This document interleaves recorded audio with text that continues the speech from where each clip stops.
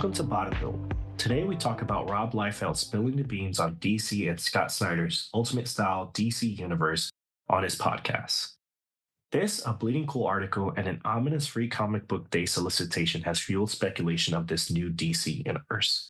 We discuss our thoughts and how DC can avoid the fate of the New 52 with this new initiative. Listen in and bada boom. Hey guys, welcome to Bada Boom. Welcome.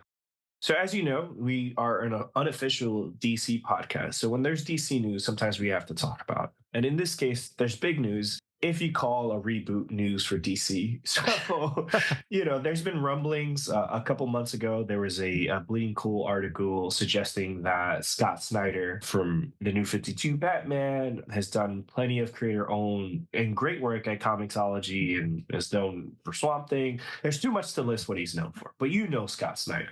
Yeah. He'd be heading this as almost like a showrunner.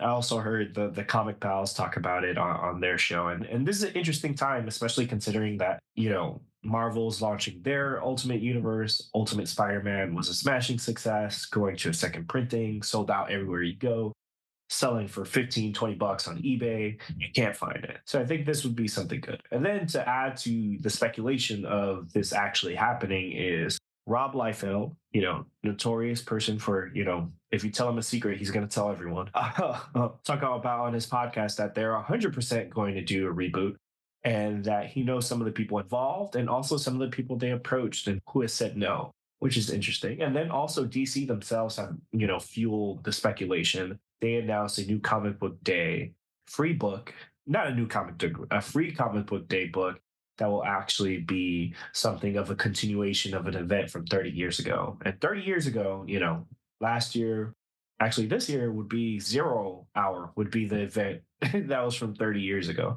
So we'll see if 0 Hour leads to a reboot of the DC universe that gets us to a new timeline where Scott Snyder and a bunch of creators he's wrangled together can be able to create some new stories. But what do you think about all that, Troy? I know I threw a lot, but when you talk about DC timelines and parallel Earths, there's a lot to cover. So I just had to spew all that out so you could share your opinion. As all things DC, we're always hopeful that it's going to be better than what we've had before. Yeah. And I feel like, we did get some cool new content in the New 52, and there is it's like a weird spot right now where some storylines are going together, some of them aren't. There's not like a lot of continuity across every single book you're reading like there was with the 52, and like how there kind of was with the Ultimates or Marvel's Ultimate. And obviously Spider-Man, the new Ultimate Spider-Man, is doing great. I don't know how long this has been in the works, but it's definitely a good marketing time to say, hey, we're also going to do an Ultimate thing.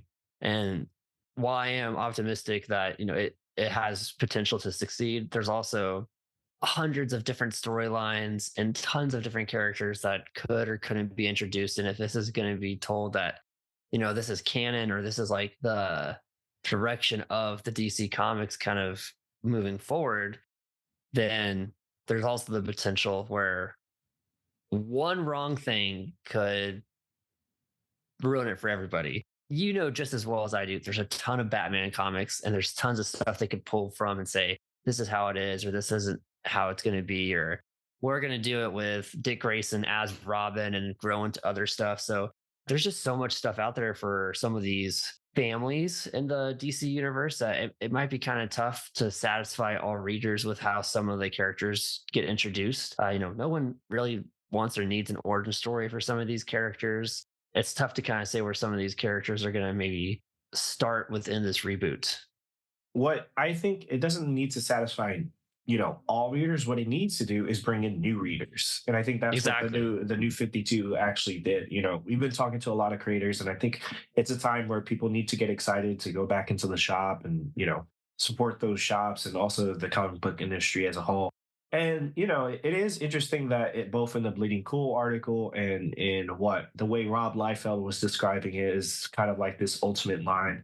I think, the New 52 probably should have been approached that way. I think the problem with the New 52 is that it brought in a lot of new readers and a lot of excitement. But with that, what they did was get rid of a lot of history and alienate a lot of readers and also they never committed to it. I mean, they committed Yeah. to it in the sense that they rebooted the whole line, but there were books that felt like kind of like had a history to it. And then there were other books that were approaching the DC universe as if like none of the stuff in the past had happened.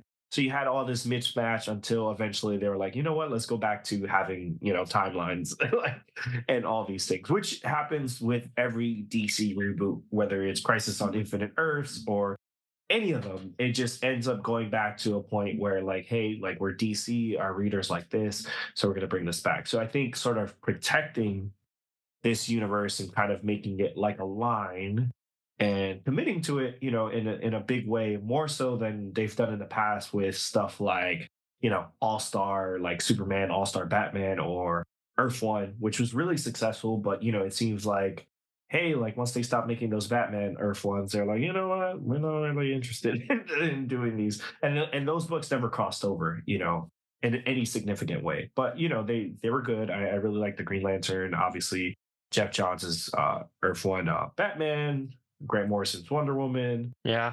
You had All great. and I think Jeff Lemire did Teen Titan. I didn't read that one, but I've heard good things about that.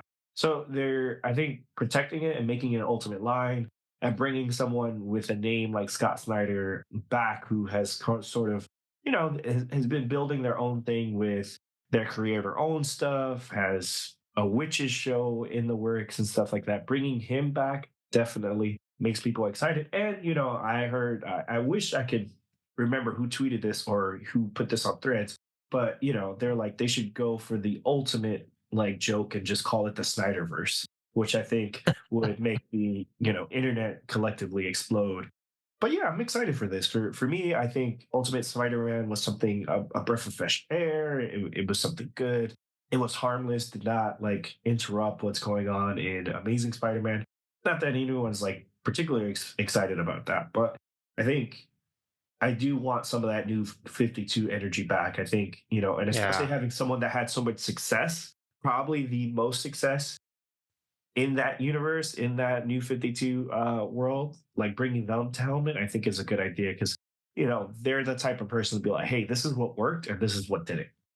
Yeah. Just a personal ask is, whenever this comic book line does launch, I just hope we don't keep falling in and out of different Earths within the multiverse. I feel like that's kind of gotten a little hard to follow, maybe a little bit sloppy in some of the recent DC comics that we've got. Like, obviously, I like in a weird way, I feel like Green Arrow's done it pretty well, but they also like are like, we don't even know if it's different universes. It might just be time travel. So that's that's kind of fine where they kind of write over it. But we've talked before on the podcast, the Crisis animated movies. They're like, what's going on with some of these things? And I think it's weird how like where sometimes these concepts of like the multiple universes, we're okay with it in like Spider-Man, like that's a lot of time travel and like the Yeah. makers from a different version. But like with DC, I feel like I don't want that. I just want like one centralized story where all these characters can kind of play together and it can be some good stories. Yeah. Maybe not someone like how JLU was, but Yeah. I digress. Yeah, this is an exciting prospect, and obviously we only sort of know like bits and details. It obviously would get more exciting, like Scott Snyder, great writer, all that. Yeah. I want to see some artists. I want to see some like awesome, like amazing artists, and see what teams that they're putting together, what books they're emphasizing. Funny enough, I don't really want to see like an Ultimate Batman or Ultimate Superman, which is what they'll probably open with. But it'll be Yeah. great to kind of like, hey, like some books that maybe not doing so hot right now, like let's kind of like go to that, let's play around with those things and stuff like that, and give them a little bit of juice, because I think in the case of Spider-Man, yes, it's a high selling book and stuff like that, but it needed that breath of fresh air, you know what I mean? Whereas Yeah. Superman, hey, you just had an amazing Action Comics run. You just had I think Batman's doing well under Shadarsky, and Detective Comics is amazing with Rob Fee. So I would like to see some other characters maybe get the spotlight, or like you said, like, hey, like maybe launch it with Justice League. There isn't a Justice League book out right now, so that would kind of be the perfect platform to kind of like springboard this new universe, and see where it goes, and see if DC actually commits to it. But what do you guys think? Let us know. With that, bada boom. Bada boom. Thank you for listening to the Bob Boom Podcast. Keep the conversation going with Chris and I on Instagram, TikTok, and Twitter. You can find us on all these places at Bob Boom Podcast.